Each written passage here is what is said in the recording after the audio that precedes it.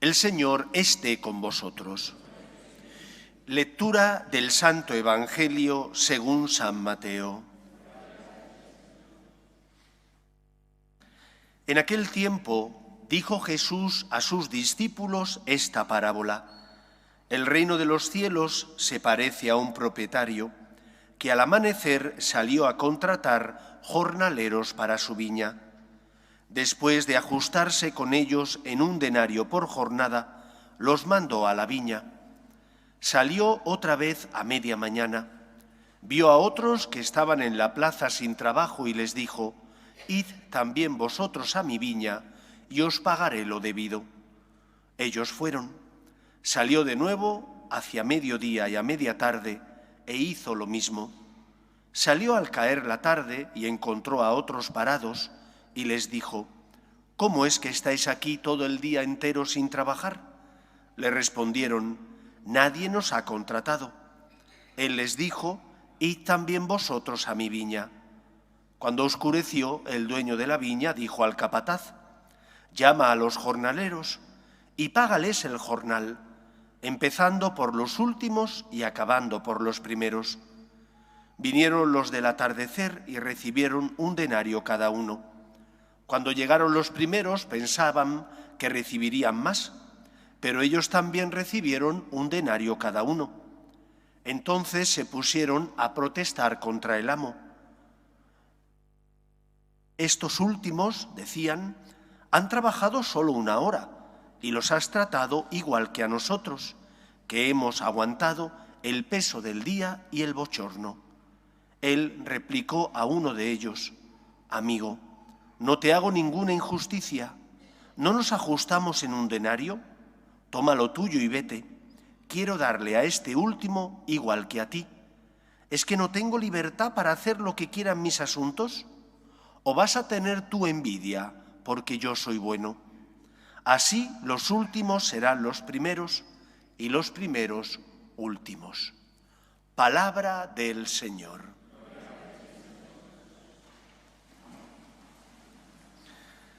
Cuenta el Evangelio que en cierta ocasión Jesús pregunta a sus discípulos qué dice la gente de él mismo.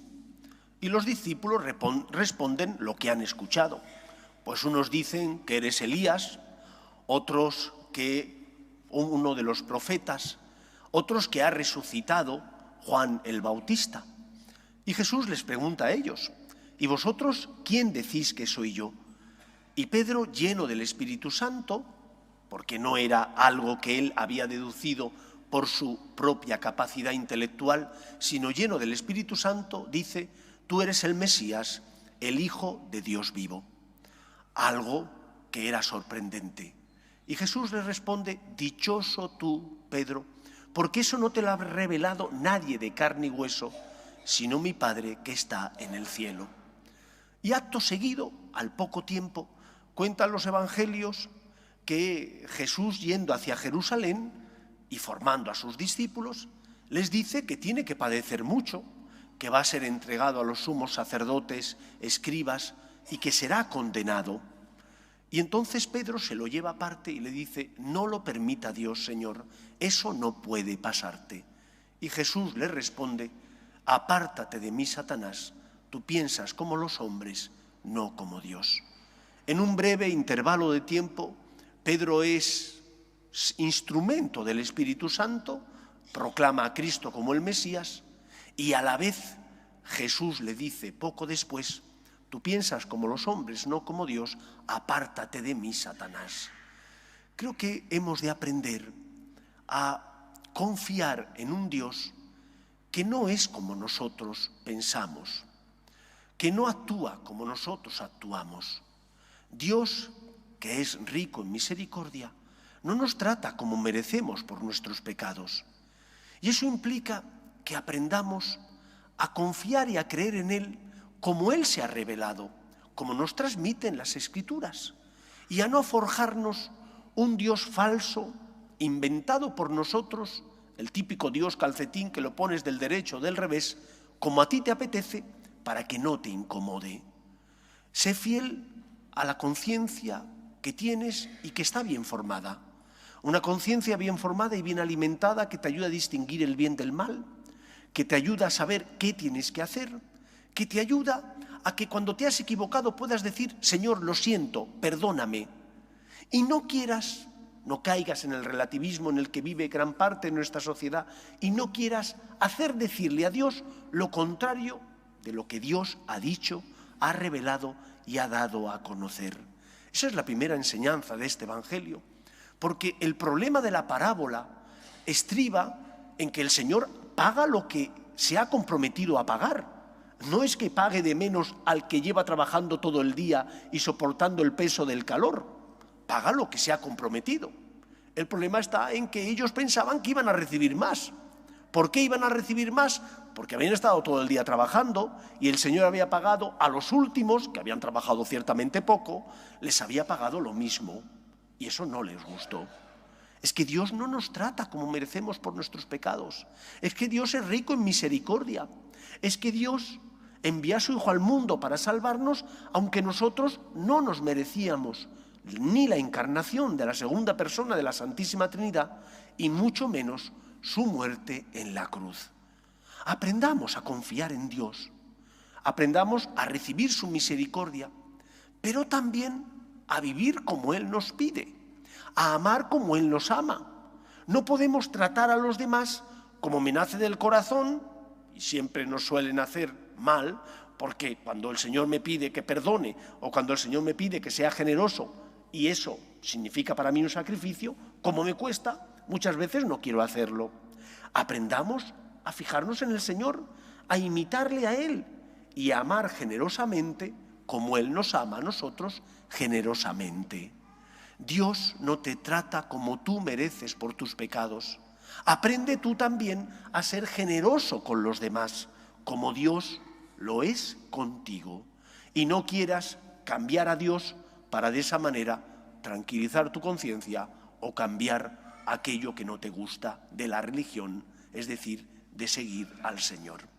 En segundo lugar, la parábola nos enseña que formamos parte de la Iglesia, que la Iglesia es el cuerpo místico de Cristo, que tiene como finalidad llevar los méritos de la salvación de Cristo al corazón de todos los hombres y que tenemos que ser piedras vivas de la Iglesia. Y somos piedras vivas cuando somos testimonio de una experiencia, la del amor de Dios. Yo he sentido que Dios me ama, yo sé que Dios me ama y tengo que dar ese testimonio ante el mundo. Ese testimonio a veces lo daré de palabra, siempre lo tengo que dar con las obras, pero también, sobre todo, con la misericordia. Si yo perdono, porque Dios me ha perdonado el primero, estaré siendo testimonio de Dios. Que el Señor me llame a trabajar para Él, que el Señor me llame como hijo de la Iglesia a ser piedra viva que da testimonio del amor de Dios, debería significar para cada uno de nosotros razón para sentirnos afortunado. Debería significar para nosotros un motivo para darle las gracias al Señor, porque puede ser instrumento de Dios en medio del mundo, porque puede ser las manos del Señor que consuelan, porque puede ser la luz de Cristo que ilumina las conciencias. Y por lo tanto, una Iglesia que es fiel a Cristo, porque ayuda al que sufre, el que sufre en el cuerpo o el que sufre en el espíritu. Una Iglesia que es fiel a Cristo porque lleva la verdad del Señor que ilumina el corazón de los hombres, es una Iglesia que es sal de la tierra y luz del mundo. Mientras que si como cristiano mi vida no da testimonio del amor de Dios, no da testimonio de que tengo conciencia, porque cuando salgo de la Iglesia digo, bueno, pues en la Iglesia pienso de una manera, fuera de otra forma distinta. Entonces, ¿qué ejemplo vamos a dar ante el mundo? ¿Seremos sal de la tierra y luz del mundo si yo, como empresario, no pago un salario justo?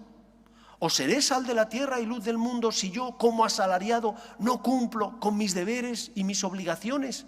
Y en cuanto puedo, escamoteo tiempo a la empresa, me escaqueo y no cumplo con mis obligaciones y deberes. Ser sal de la tierra y luz del mundo implica comportarte como una persona que tiene conciencia, que distingue el bien del mal y que sabe que no todo vale, que no puedes hacer aquello que no debes, porque eso te hace daño, porque te esclaviza. Y aunque no lo vea nadie más que Dios, tú que tienes conciencia sabes que no debes hacerlo. En tercer lugar y tercera enseñanza, nos tenemos que sentir afortunados. ¿Cuál era el problema de los que el Señor había contratado a primera hora de la mañana? Que no se sentían afortunados de encontrar trabajo, que no se sentían afortunados porque alguien les había dicho, ven a trabajar a mi viña. Al contrario, lo hacían simplemente por el dinero, nada más.